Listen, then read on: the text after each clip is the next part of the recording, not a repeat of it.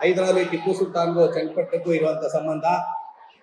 ಹೈದರಾಲಿಗೆ ಯಾವಾಗಾದ್ರೂ ಮನೋಕ್ಲೇಶ ಅಂದ್ರೆ ಬಹಳ ಟೆನ್ಷನ್ ಅಂತ ಹೇಳ್ತಾರಲ್ಲ, ಏನಾದ್ರೂ ಮನ್ಸಿಗೆ ಬೇಜಾರಾದ್ರೆ ಅಥವಾ ಸುಸ್ತಾದ್ರೆ ಆತ ಬರ್ತಾ ಇದ್ದಿದ್ದೆ ಚನ್ನಪಟ್ಟಣದ ಒಂದು ಮಸೀದಿ ದರ್ಗಾ.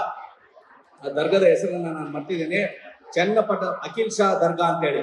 ಅಲ್ಲಿ ಬಂದು ಅವರು ಒಂದ್ ರೀತಿಯಲ್ಲಿ ಟ್ರೀಟ್ಮೆಂಟ್, ಮೆಂಟಲ್ ಟ್ರೀಟ್ಮೆಂಟ್. ತುಂಬಾ ಸುಸ್ತಾಗ್ಬಿಟ್ರೆ ನಾವು ಅಷ್ಟೇನೆ, ಏನಾದ್ರೂ ಟೆನ್ಷನ್ ಆದ್ರೆ ಇದಾದ್ರೆ ಹೆಣ್ಣು ಮಕ್ಕಳು ತವ್ರ ಮನೆಗೆ ಹೋಗ್ತಾರೆ, ಗಂಡು ಮಕ್ಕಳು ನಾವೇನ್ ಮಾಡ್ತೀವಿ, ನಾವು ಊರಿಗೆ ಹೊಟ್ಟೋಗ್ತೀವಿ, ತೋಟ ಕೊಟ್ಟೋಗ್ತೀವಿ, ಗದ್ದೆ ಕೊಟ್ಟೋಗ್ತೀವಿ, ಅಲ್ಲೋದ್ರೆ ಏನೋ ಒಂದು ನೆಮ್ಮದಿ ಸಿಗುತ್ತೆ. ಆ ರೀತಿ ಹೈದರಾಲಿಗೆ ಮನಸ್ಸಿಗೆ ಬೇಜಾರಾದಾಗ ಅಥವಾ ಸುಸ್ತಾದಾಗ ಚನ್ನಪಟ್ಟಣದಲ್ಲಿ ಮಾನಸಿಕವಾಗಿ ವಿಶ್ರಾಂತಿಯನ್ನ ಪಡಿತಾ ಇದ್ರು. ಅಂತ ಒಂದು ಹಿನ್ನೆಲೆ ನಮ್ಮ ಈ ಚನ್ನಪಟ್ಟಣಕ್ಕೆ ಹೋದೆ.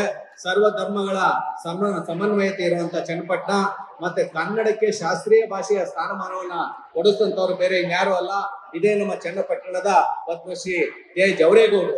ಕರುನಾಡು ಟೈಮ್ಸ್ ಚಾನೆಲ್ನಲ್ಲಿ ಸುದ್ದಿ ಮತ್ತು ಜಾಹೀರಾತು ನೀಡಲು ಈ ನಂಬರ್ಗೆ ಕರೆ ಮಾಡಿ.